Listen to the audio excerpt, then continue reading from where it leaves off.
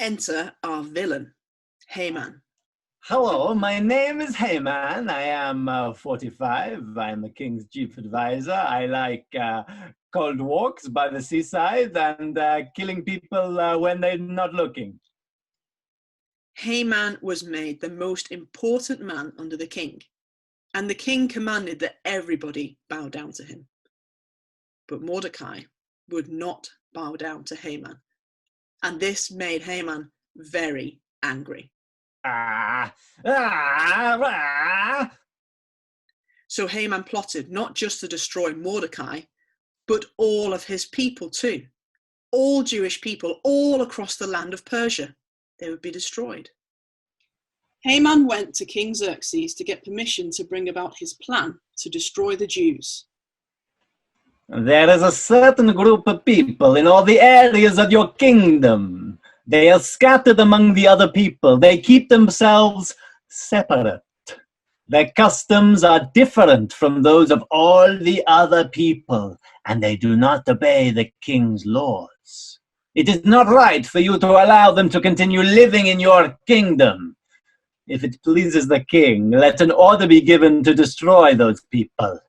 Then I will pay 375 tons of silver to those who do the king's business. They will put it into the royal treasury. Letters were sent to all the provinces of Persia that on a set date, all people were to destroy, kill, and completely wipe out all Jews. Great. Well, there's the next part of our story. Do you remember what we learned about Persia last week? We learned that it's a place where it's important to look good, and we learned that it's a place that ignores God. We had a little peek of God and him keeping his promise when two of his people, Esther and Mordecai, were becoming a little bit more important. But then this week, the video we've just watched, it doesn't look good, does it? It seems like more bad news. Haman, oh, it's obvious. He is a baddie. He is not good news. His voice, the way he looks, the things he does, he's a real baddie. Whenever you hear his name, you just want to shout, boo, Haman. He is not good news at all. Here are some facts about Haman that we can read in Esther chapter 3. Let's have a look at them. We're told, first of all, that Haman is an Agagite. Okay? Now, apart from that being a silly word or a funny word, we're going to find out a little bit later about why that's important, that we're told twice that Haman is an Agagite. And we're also told that he is an important man. We're told that he became prime minister of Persia. So he has become the second most important person in the biggest kingdom that there ever has been. So Haman is super powerful and super important. And he's a baddie.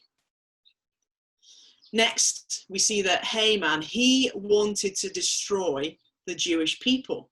We're not really sure why yet, but we'll find out in a little bit. But remember, Haman, he wanted to destroy the Jewish people. And we see it, don't we, that Haman is sneaky. He goes to the king to convince him to kill the Jews, to bring about his plan to get rid of the Jews. He offers him so much money, 375 tons of silver. I worked this out this week. It's about the weight of 50 elephants. That's how much silver he offers the king to make sure that his plan to destroy the Jews happens. And then we're told a second time, Haman is an Agagite and he is an enemy of the Jews. So there's our facts about Haman, our baddie. Now, do you know what a rival is? Have you heard that word, a rival? It's a little bit like being an enemy or being enemies against each other. Now, I support Liverpool Football Club. You might have heard a little bit about them recently. And they have two big rivals in sport, okay?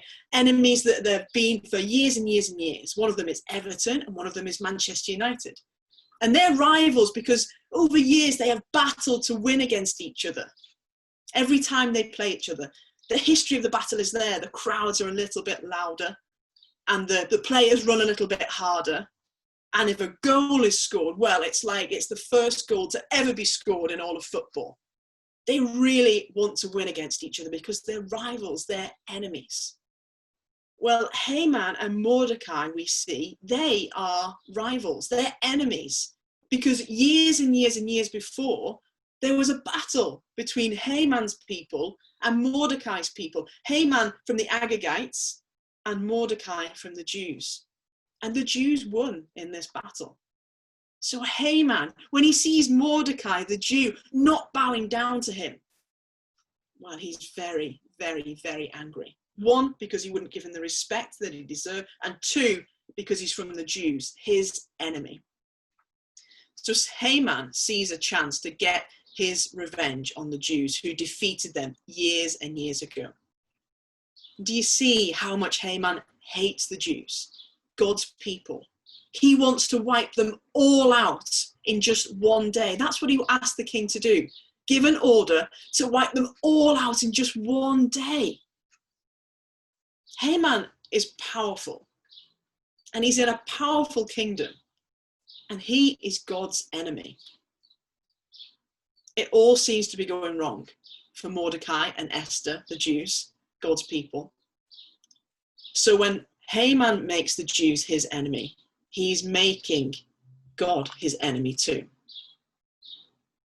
Now, last week I said that Esther is a small part of the whole Bible that helps us to see God's plan to save his people. And we looked a little bit at God's promise to Abraham, God's plan to rescue his people. Let's have a little bit of a deeper look now at what God says to Abraham, that promise to rescue his people. He says, I will make you into a great nation. I will bless you. I'll make you famous. You will be a blessing to others. I will bless those who bless you. I'll place a curse on those who harm you. And all the people on earth will be blessed through you. God made that promise to Abraham, that you and your people will be mine. You'll be with me and I will rescue you. Anybody who is a part of my family, they will be mine. I will love them. They will be with me and I will rescue them. I watched a film last week with Rory. You might have seen it, Sonic the Hedgehog. Now, Rory had already seen it. He watched it at the cinema, but I hadn't seen it yet. So every time something happened in the film where it seemed like Sonic, the good guy, seemed like he was in trouble, and Dr. Robotnik, the bad guy, with all of his gadgets and his power and his clever ideas, whenever it looked like he was going to win, Rory would tell me, don't worry, Mummy, because I know how it ends. It will be okay. Do you know, we can do the same when we look at God's rescue story. We can say, don't worry, because we know how it ends. When we look at the story of Esther here, where it looks like Haman with all of his power is going to win, when we see Haman who hates the Jews and wants to destroy them, we can say, don't worry, because we know how it ends. We know that God has made his promise to save his people, and we know that God has kept his promise to save his people. Let's read another little passage at the other end of the Bible from when God spoke to Abraham, but about the same promise. It's talking about Jesus after he'd lived and died again, and this is what it says. You've received the agreement God made with your ancestors, so you know the promise that God has made. He said to Abraham, through your descendants, your family, all the nations on earth will be blessed. Remember that? What we read at the start? He would bless them. God has raised up his servants and sent him to you first.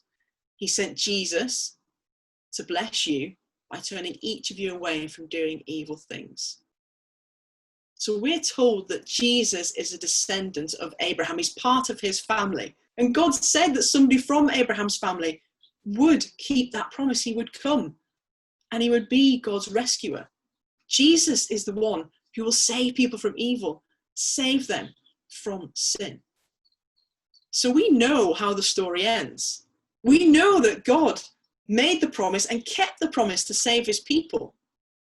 So that means that any plan that goes against God and his plan will fail. Haman's plan to destroy the Jews, even with all of his power and might, we will see as the story goes on. And we know before we even see it that his plan will fail. I wonder how Mordecai and Esther and all the Jews were feeling when they heard of that plan. We'll hear it next week. I wonder how we feel when we see things which go against God. Do we trust that he'll keep his promise? We'll see next week how it all unfolds, God's plan to save his people so that they can be friends with him and part of his family forever. We're going to sing a song now. We're going to sing the song Rescuer to remind us that it is Jesus who has come, and by dying on the cross and rising again, he is the one who rescues all those who trust in him from sin so that we can be friends with God forever. So again, sing as loud as you can, do the actions, and let's enjoy praising God for Jesus together.